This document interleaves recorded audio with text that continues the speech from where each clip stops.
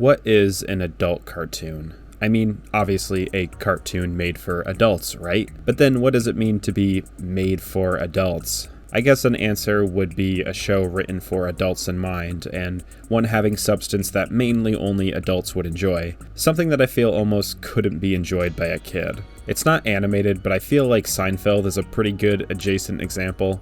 I think most people would tell you that show gets way funnier once you live on your own and have experienced some adult life, quote unquote. The characters and situations are over-exaggerations of things you see and do as an adult every day. And as a kid, I thought the show was kind of boring and stupid, but as an adult, it's hard not to be like, wow, am I George Costanza? But obviously, this kind of media isn't exactly commonly animated. Animated media, especially TV media, is almost immediately seen as a kid's thing. And it's understandable, kids respond well to cartoon characters, I get it. But aren't adults just big kids with more responsibilities?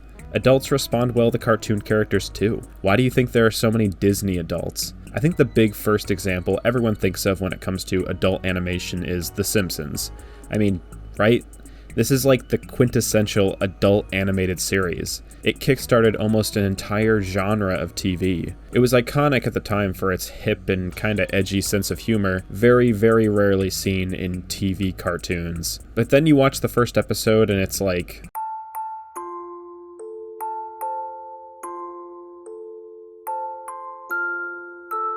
The Simpsons is definitely a cartoon made with adults in mind.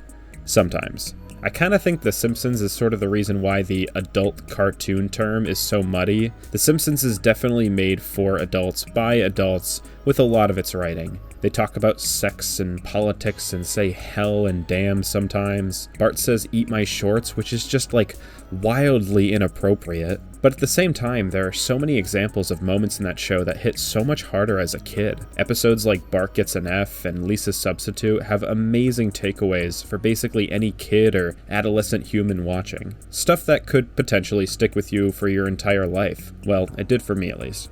And this isn't to say an adult won't learn or gain something from the writing in these episodes, but I can't imagine these weren't keeping kids in mind when developing them. This makes The Simpsons have a very family show feeling. Something akin to Full House. Maybe one tier edgier than Full House, but you know what I mean. I think at the time it got a reputation for being edgy because it was animated, and that wasn't the norm at all for those innocent early 90s American TV watchers. And as The Simpsons went on, it definitely pushed what it could do with that edginess, but I don't think it went ever to a place I'd call an adult cartoon, I guess. I mean, by my own account, I literally watched The Simpsons during dinner with my dad almost every day when I was a kid, and I loved it to death. As a kid, it wasn't something I felt wasn't made for me. It may have felt cool to watch something that might have been slightly more spicy than Rugrats at the time, but it still made sense to me. A kid, not an adult. So very luckily, The Simpsons gave credence to cartoons being aimed at more than just little drooling, toy-loving children. I feel a lot of early Nickelodeon shows were able to be so unique because of how successful Simpsons was for kids. A show like Rocko's Modern Life has so much an adult would understand, it's nuts. There's literally an episode where Rocko's neighbor is trying to have an affair with him. Rocco, don't you like my eyes? Hmm? Oh, yes. They're lovely. Touch them! Yes. Oh, my. Very soft and veiny. Childhood ruined. But Rocko also had hilarious slapstick, and Heifer, who any kid could point and laugh at like they're programmed to. And this kind of style eventually led to shows like SpongeBob, which is first and foremost well-written, not just well-written for a kid's show. A cartoon I knew just as many adults enjoying as I did kids. Is SpongeBob an adult cartoon? I mean, some of those storyboards might be, that's for sure. And now for the chaser. So back in boring adult land, after The Simpsons, Fox basically threw as much at the wall as they possibly could to see if anything could stick like The Simpsons did. Stuff like The Critic and eventually King of the Hill. Actually, King of the Hill is a pretty good example of a cartoon much easier to enjoy as an adult. At least for me. I couldn't stand that show as a kid. It would always come on right after The Simpsons and I would change the channel because of it. But now it's kinda really fucking funny and is way more nuanced than I think people give it credit for. Maybe people do give it credit, I don't know, I don't really know the King of the Hill fandom online. But this kind of pattern really did lead to one of the biggest influential adult cartoons.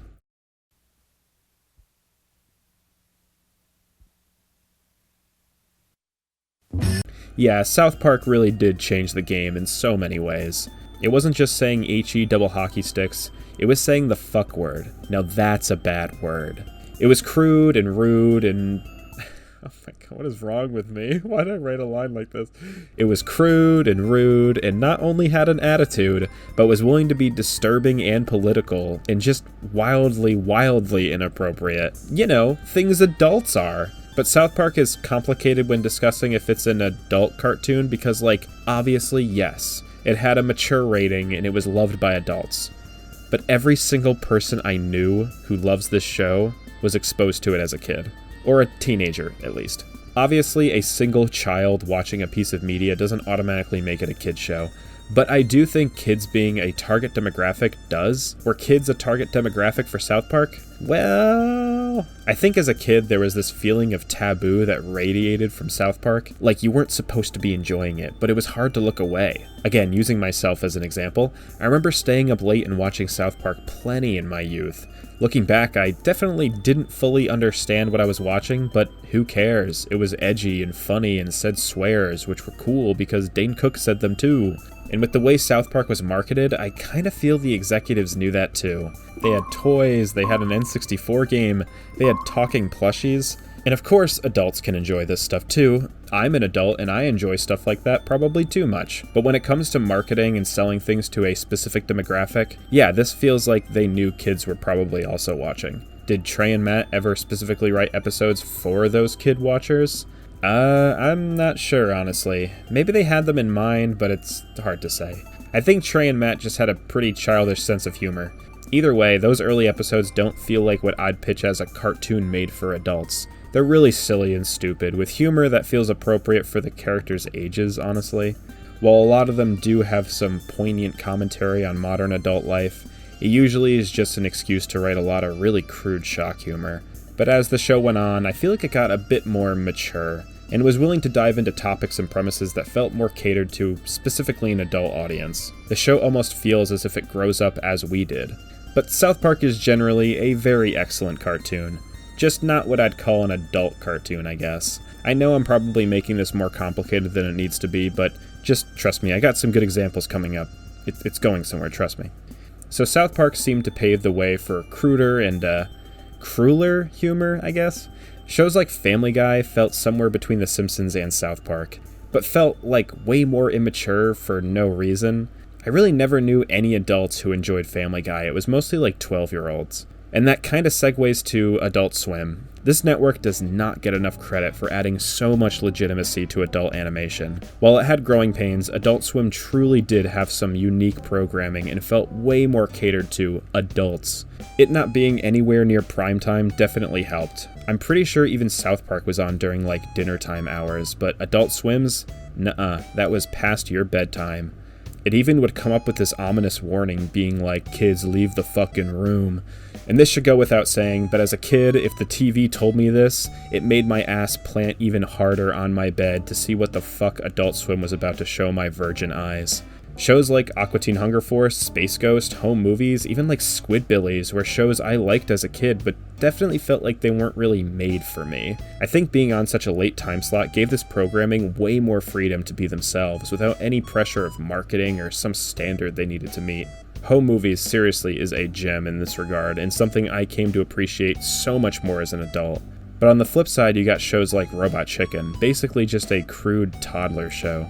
I know this wasn't original to Adult Swim, but Mission Hill always felt like a cartoon more directed at adults with adult experiences. That's a really charming cartoon, by the way. Definitely recommend it. A little dated sometimes, but you know. Adult Swim was obviously a huge progenitor of this stuff. I think it gave showrunners a sense of freedom, which led to way more honest adult cartoons. But there's still this sense that the idea of a cartoon made for adults in so many showrunners' eyes was to be as crude and brash and edgy as possible. There were some exceptions, but I never understood why there was such a need for this kind of humor to be deemed adult. I think that's why home movies always struck a chord with me. It was really dry and sometimes even kinda wholesome. But there wasn't really an adult equivalent to like Hey Arnold, you know? Like we didn't have a cartoon to emotionally connect with adults like Hey Arnold emotionally connected to kids. I think something that's so powerful about animation is that it triggers our imagination, which in turn triggers a stronger response to our emotions and psyches. Again, Disney. I genuinely feel it's a reason why Disney and Ghibli movies can connect with people so emotionally. Like, sure, they're beautiful films, but the fact that it's animated almost makes us feel more comfortable. Similar reasons to why comedies have the potential to be some of the most emotionally impactful pieces of media out there. So how perfect could it be for a cartoon to target adult audiences for that kind of emotional connection?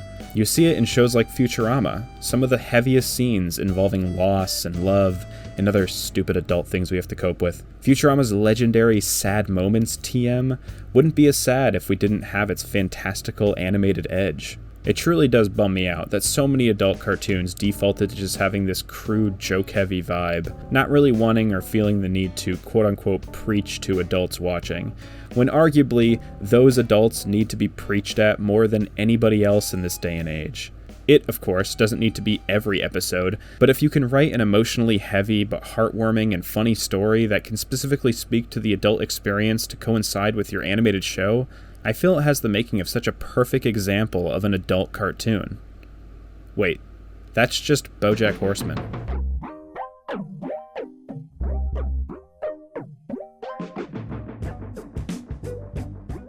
Has this video been a long-winded way for me to talk about this show? Haha, probably. I'm sure most people watching this have at least seen this show be tossed around. It was pretty popular when it was airing a few years back, and has garnered a reputation for being the depressed horse show, which is just oh so very dismissive.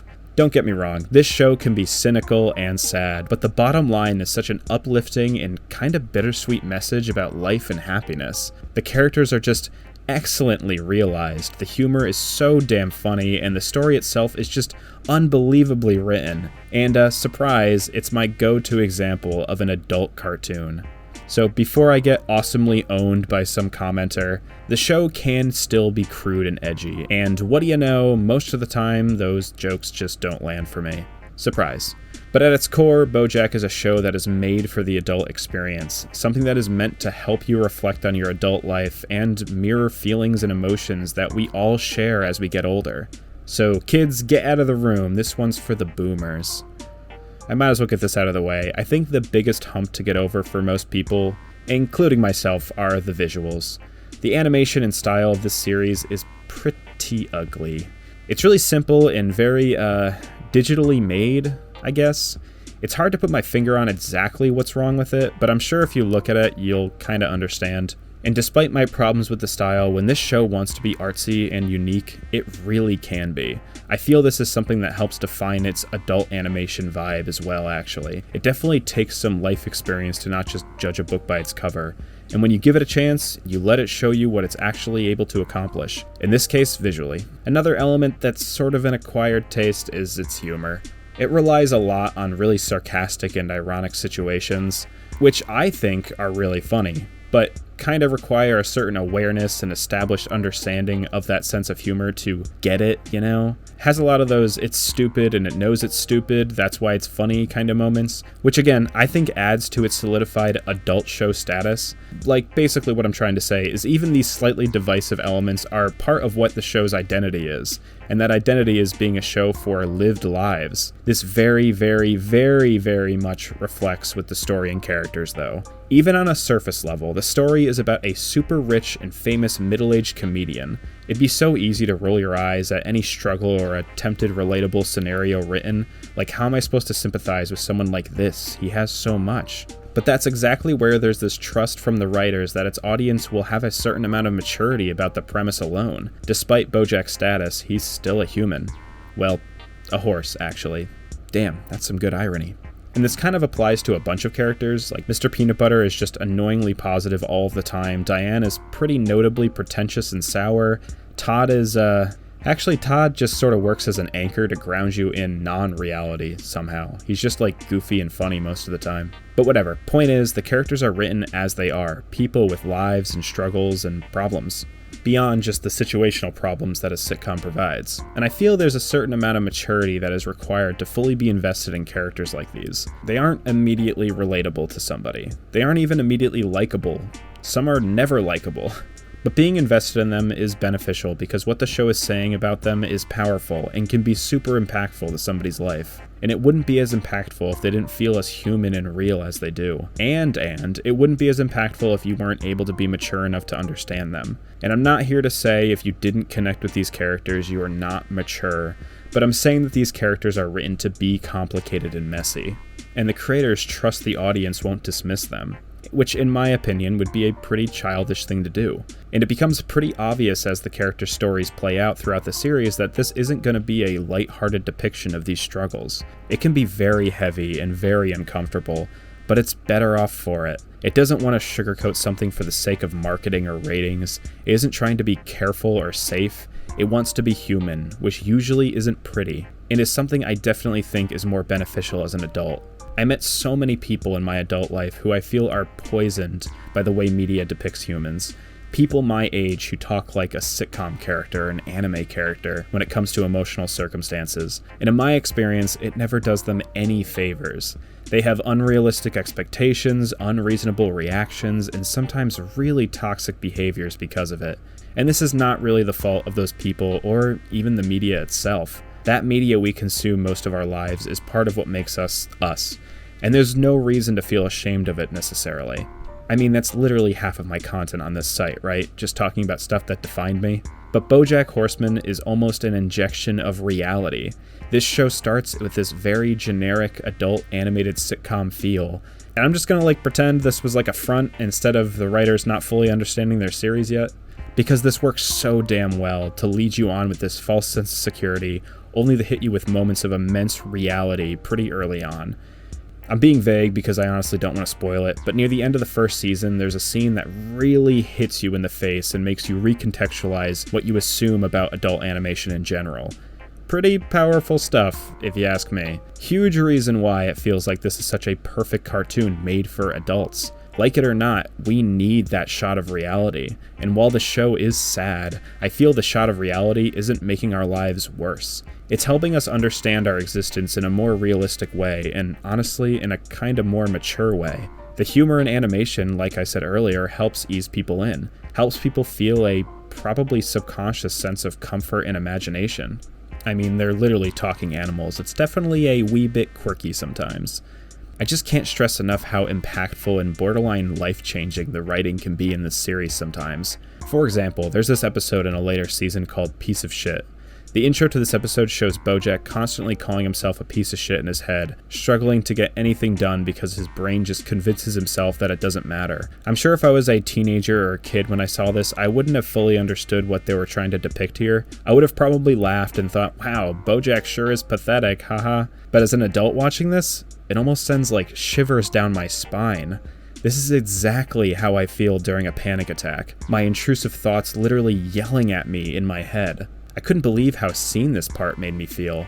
And the episode concludes basically saying this is just something people deal with, which may sound like a very cynical solution, but that's the thing. There really isn't a quote-unquote solution to that kind of anxiety or depression.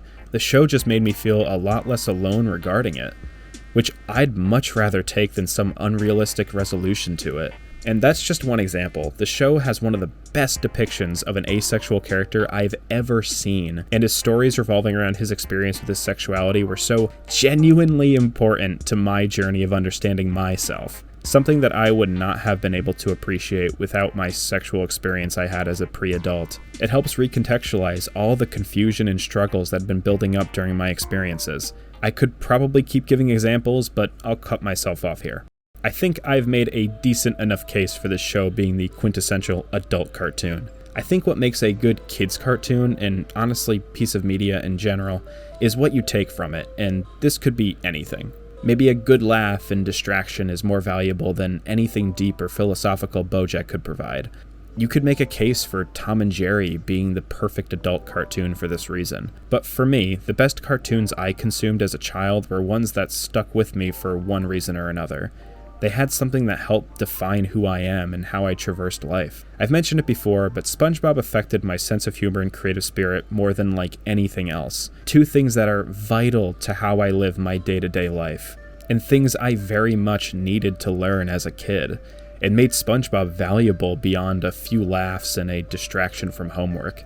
BoJack is pretty similar. It provided me with valuable reflections on my own life, things I'd think about on a daily basis. It gets easier. Huh? Every day it gets a little easier. Yeah? But you gotta do it every day. That's the hard part. But it does get easier. That scene has rung in my head so many times since I watched this episode. That single line alone has been so ridiculously beneficial to my day-to-day struggles. It's such a simple philosophy, but the way it's presented and its analog for the very personal and relatable writing the show has made it stick so hard onto my brain. It only made me a healthier person. Strange how the depressed horse show gave me literally one of the most uplifting and healthiest lines I've ever heard in a TV show. Anyway, what's your favorite adult cartoon? If you say Big Mouth, you lose to interwebs, buddy. But the concept of animation being a valid and important type of medium for adults is sadly such a foreign concept to executives, and it's drilled in a pretty damaging societal mindset that animation is just for kids. So a show like BoJack Horseman contesting that is pretty neat. Let me know your recommendations on animation that you think would be beneficial for an adult loser big child person. But seriously, don't say Big Mouth, please.